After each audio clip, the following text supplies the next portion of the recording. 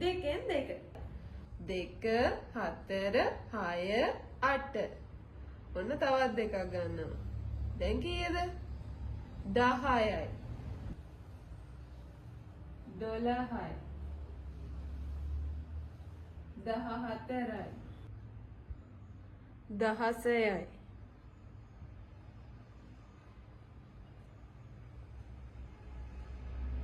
18යි.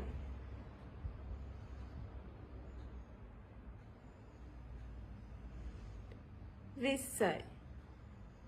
බලන්න දුවේ පුතේ මේ තියෙන්නේ ඔයාලගේ ගණිතයේ වැඩ පොතේ තියෙන පුංචි අභ්‍යාසයක්. අපි මේක කරමුද? මොකද්ද මේක කරන්න තියෙන්නේ? දෙකෙන් දෙක ගණන් කරමින් හිස්තැන් පුරවමු. හොඳයි.